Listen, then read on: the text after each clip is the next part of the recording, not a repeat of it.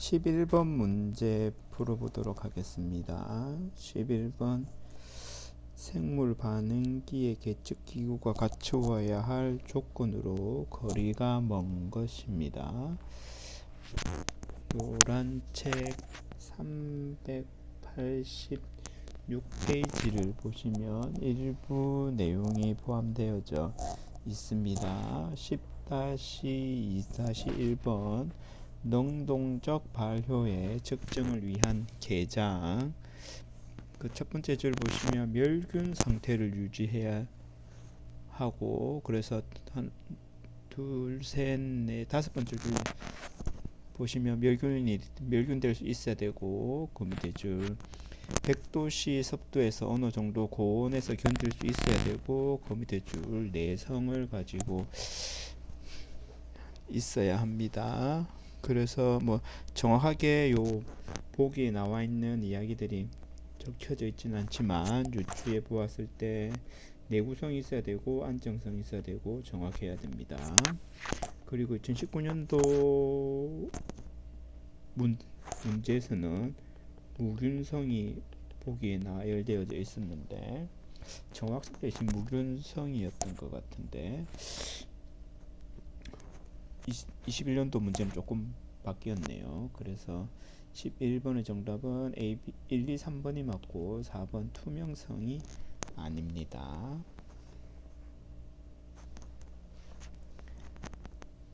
12번 문제. 균체로부터 대부분의 물을 제거하여 세포의 생리 활동을 정지시키는 균주의 보존 방법으로 장기간 보존이 가능하기 때문에 균주 보존 기간에서 널리 사용하는 방법은 거의 대부분 균주 보관하는 방법은 동결 건조법이 거의 대부분 정답이죠. 12번의 정답은 2번이고 469페이지 한번 보고 넘어가도록 하겠습니다. 노란 책 469페이지에 가시면 건조 첫 번째 줄 정제된 젖은 생성물 결정 또는 용해된 용질로부터 용매를 제거하는 것은 보통 건조에 의해 이루어진다. 옆에 생성물의 물리적 특성, 열 민감성, 원하는 최종 수분 함량 또는 용매를 고려하여야 한다. 점으로 되어져 있는 부분 진공판 건조기, 밑에 줄 제약 생성물에 사용된다. 옆에 작은 회분식으로 고가 물질을 얻는 데 있어서 생성물 손실과 열 손실을 최소화하는 방법이다. 한 번 정도 나왔었고요. 동결 건조 거의 뭐 매년 나오다시피 하는 문항입니다. 옆에 얼어있는 용액으로부터 승화 고체에서 증기로에 의해 수분을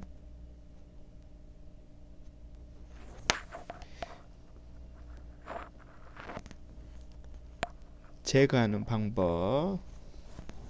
열에 불안정한 물질을 주로 많이 사용을 합니다.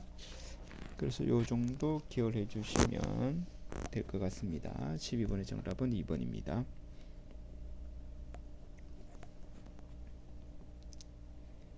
13번 24시간의 배가 시간을 갖는 세균의 비성장 속도는 단위도 잘 보셔야 되는데 아직까지는 요 단위하고 요 단위가 일치되어지게 나오는데 그 틀딱평에서는 요 단위가 시간으로 나오고 분으로 나올 수 있기 때문에 단위도 잘 보시고 필기 시험에서는 이 단위가 바뀐 적은 없는 것 같은데 그 단위도 잘 한번 챙겨 보셨으면 좋겠습니다. 194페이지 한번 보도록 하겠습니다. 194페이지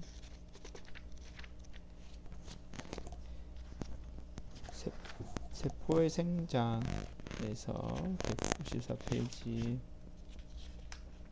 회분식 생장이 있어서 5가지로 나눌 수 있죠. 그 중에서 지수생장기의 질량 배가 시간을 구할 수 있죠. 6-9번씩 보시면 TD는 TD는 뮤분의 자연로그 2인데 자연로그 2는 0.693이죠. 뮤 문제 보게 되면 시간이 24시간이죠. 24는 뮤분의 0.693이죠. 그래서 이걸 계산해 보게 되면 2.4죠. 2.4 24가 아니라 잘못되었네요. 여기 2.4죠. 2.4 2.4 그래서 뮤는 계산해 보면 뮤는 0.289입니다. 그래서 13번의 정답은 2번입니다.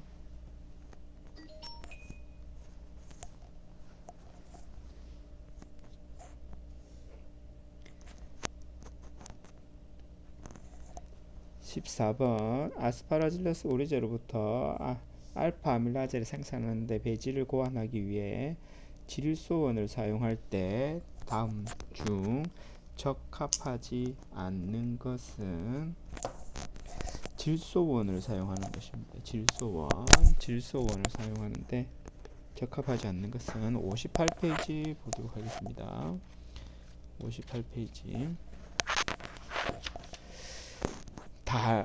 57페이지 먼저 보죠. 57페이지 세포 영양소에는 크게 다량 영양소와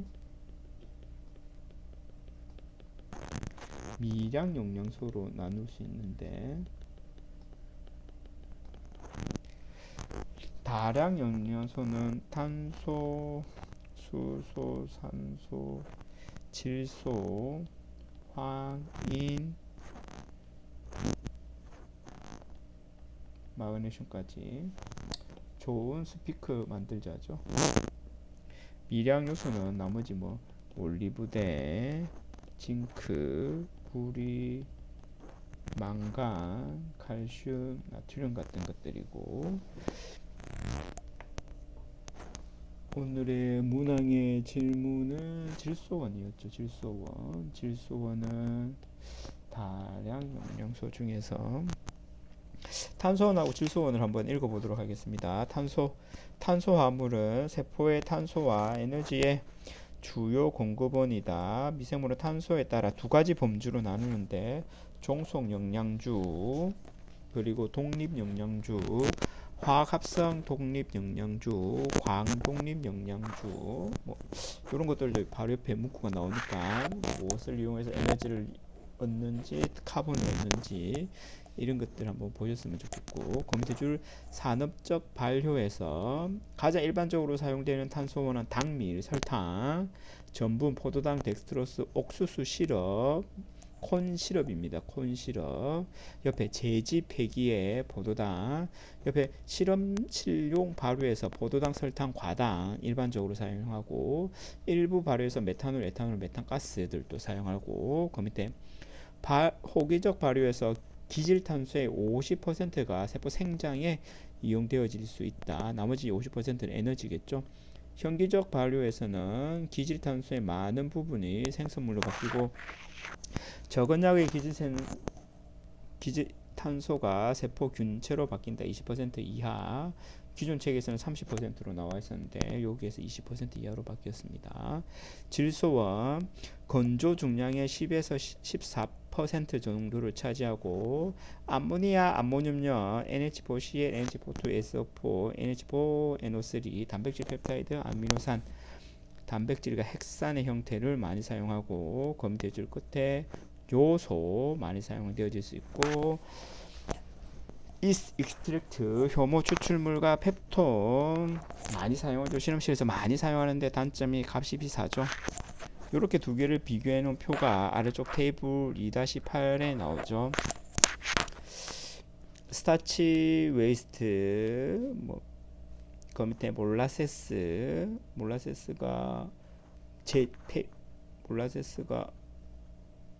갑자기 생각이 안 나네요. 몰라세스 웨이 유장 폐당밀이죠. 몰라세스 폐당밀이죠.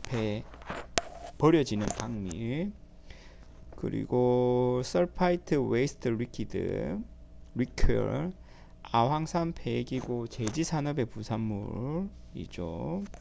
옆에 소이밀 질소원으로 소이밀 대두바 이스트 익스트랙트 효모 추출에 디스틸러 솔루블 주정 박즙이라고 합니다. 주정 박즙 코턴시드 익스트랙트 면화 추출물 콘 스팁 리퀴드 옥수수 침지액입니다. 옥수수 침지액 콘 스팁 리퀴드는 옥수수 침지액이고 앞에 보셨죠?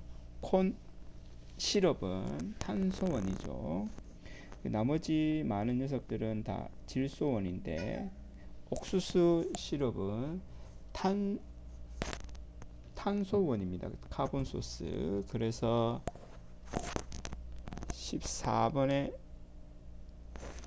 정답은 4번입니다. 탄소원, 질소원 관련된 문항은 그 1년에 한 번씩 정도 나오기 때문에 거의 많이 나오는 게 콘 시럽하고 콘 스틸 리퀴드 질소원인지 탄소원인지 묻는 문항들이 많이 나오니까 이 부분은 잘 기억을 해 두셨으면 좋겠습니다. 15번 그람 음성 세균의 세포벽에 대한 설명으로 틀린 것은 15번은 21페이지 보도록 하겠습니다. 21페이지 진정세균, 진정박테리아, 그람 염색법 거의 매년 나오다가 최근 들어서 한 2, 3년 동안 필답 시험에서 나오지 않는데 그람 염색을 어떻게 하는지 그 절차 반드시 잘 기억을 하셨으면 좋겠습니다. 요 단락이 나와 있는 부분이 시험에 자주 출제가 되어집니다. 그 밑에 보시죠. 그 밑에 단락 그람 음성 세균은 대장균 옆에 얇은 펩티도 글리칸층에 의해 지지되는 외막 펩티도 글리칸층은 아미노산을 갖고 있는 복잡한 다당류이다.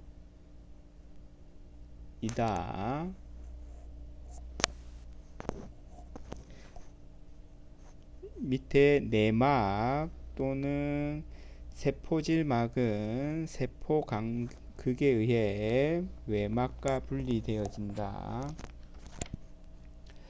다음 페이지 보시게 되면 두 번째 단락에 그람 양성세균 바실러스 같은 녀석들이고 그 밑에 줄 펩티도 글리칸층으로 되어진 두껍고 단단한 세포벽을 지니고 있다. 옆에 펩티도 글리칸층과 골육결합으로 연결된 테이코익산을 갖고 있다.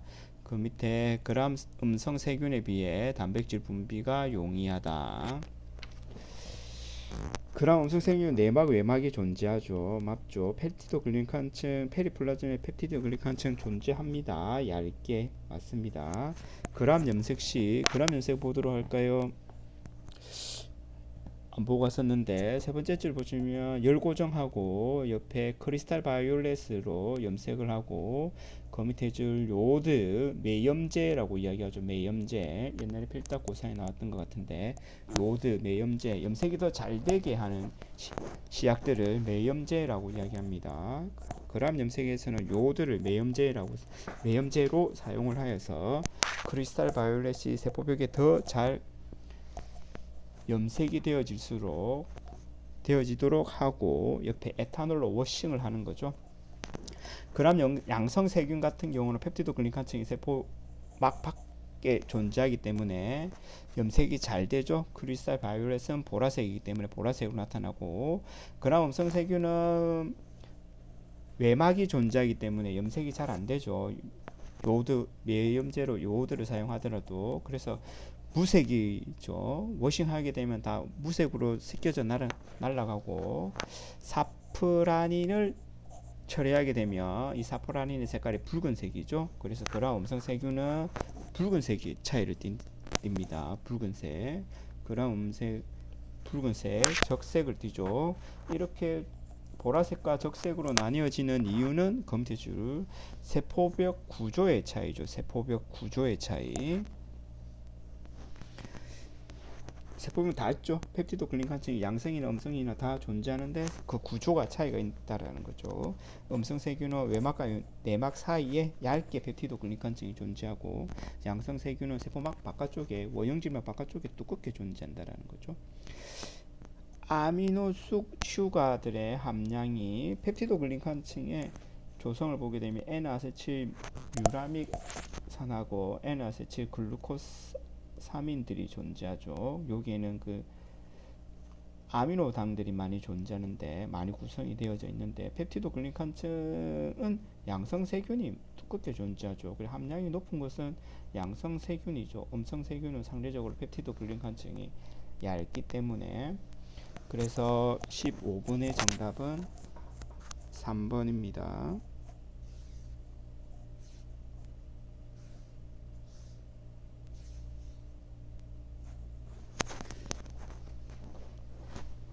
16번 미생물의 성장과 대사산물의 생성물과의 관계에 대한 설명으로 틀린 것은 16번에 200페이지 보도록 하겠습니다. 200페이지 노란책 200페이지를 보시면 그림 나오는 거 피규어 6-6번 그림 잘 보셔야 되고, 그 밑에 두 번째 줄 미생물로부터의 산물은 크게 세 가지 카테고리로 분류되어질 수 있죠. 생장 관련 산물의 생성, 비생장 관련 산물의 생성, 혼합 생장 관련 산물의 생성, 그게 세 가지. 그래서 6-6번의 A번 그림은 생장 관련 산물이고, B번은 혼합 생장 관련 산물, C번이 비생장 관련 산물이죠. 생장 관련 산물의 생성은 옆에 미생물의 생장과 동시에 일어난다. 비생산 속도는 비성장 속도에 비례한다. 그 식 잘 기억을 해 두시고, 본성 효소의 생산 1차 대사 산물들이 주로 이때 만들어진다는 거죠. 비생장 관련 산물의 생성은 생장하고 관련이 없기 때문에 생장 속도가 0이 정지기 동안 진행이 되어지죠. 그래서 비생산 속도는 상수이죠. 상수입니다. 항생물질들 페니실린과 같은 2차 대사 산물들이 이제 비생장 관련 산물들입니다.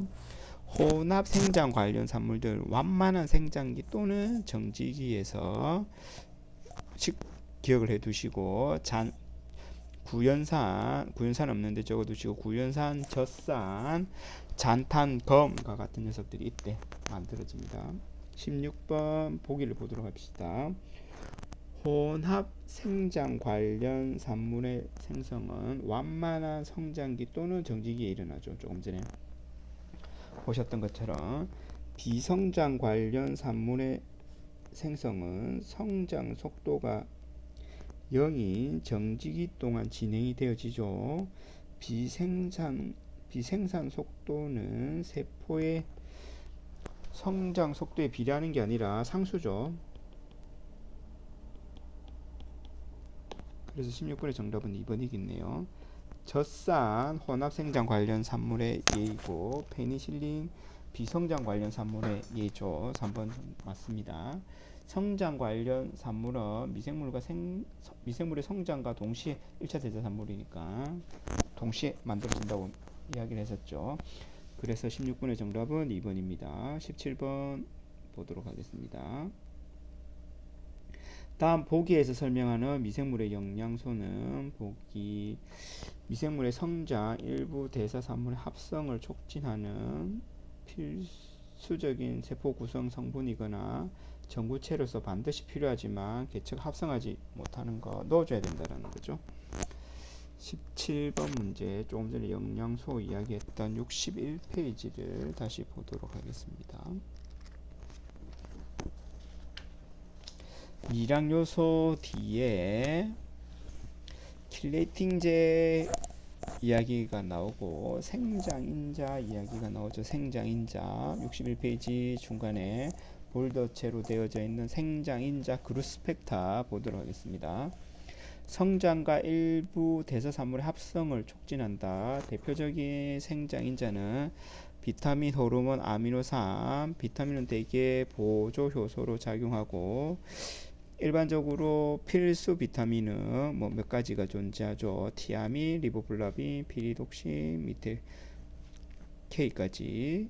그 밑에 줄 생물체에 따라 다르지만 아미노산 일부 또는 전부를 10-6승에서 10-13몰 정도로 외부에서 공급해 주어야 한다.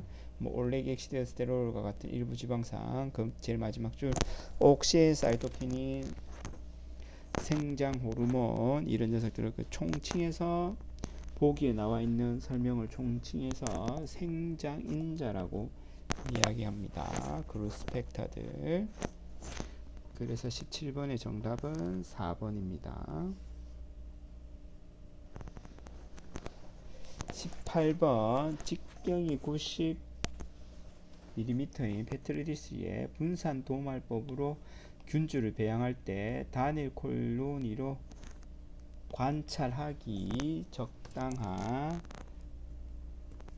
콜로니 수로 가장 적절한 것은 일반적으로 노란 책에는 나와 있지는 않는데 일반적으로 실험할 때 한 100개 정도 이렇게 본다고 합니다. 100개 정도.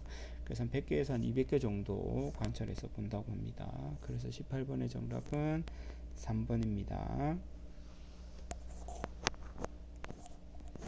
19번 비성장 속도가 가장 빠른 미생물은 527페이지 보도록 하겠습니다. 527페이지 노란 책.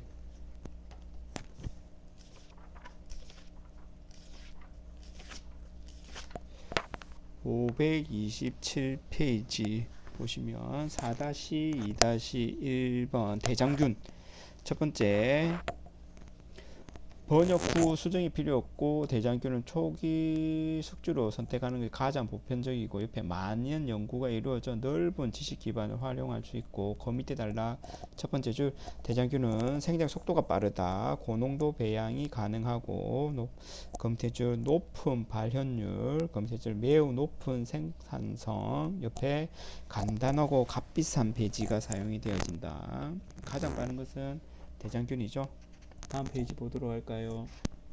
530번 페이지 하등 고초균부터 봅시다. 고초균 첫 번째 줄 양성세균 바실러스 그람 양성 박테리아는 바실러스 서브틸리스 옆에 밑에 줄 외 세포막이 없어서 단백질을 매우 효과적으로 배출할 수 있다. 검태줄 두 번째 많은 양의 다양한 종류의 단백질 분해 효소들을 생산하고 검태줄 매우 빠른 속도로 생산물을 분해시킬 수 있고 검태줄 제한된 운반체와 프로모터로 인해 대장균보다 유전자 조작 작업이 훨씬 어렵다. 옆에 플라스미드 불안정성 존재한다. 대체로 대장균보다는 분해 생장 속도가 느립니다. 대장균이 제일 빠르죠. 그 문구가 나와 있진 않지만 느리고 고초균 밑에 하등 진액 세포 효모의 사카로마이세스 세레비시에 검태주 고농도 세포 배양이 가능하다. 생장 속도가 빠른 편이다. 괄호 안에 비슷한 배지에서 대장균 최대 생장 속도의 약 25% 밑에 발효 배지에 쉽게 회수될 수 있다. 빠르기는 한데 빠르다고는 하지만 대장균 25%밖에 안 된다라는 거죠.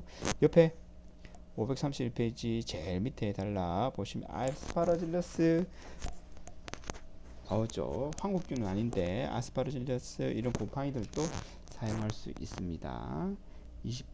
그래서 19번의 정답은 2번입니다.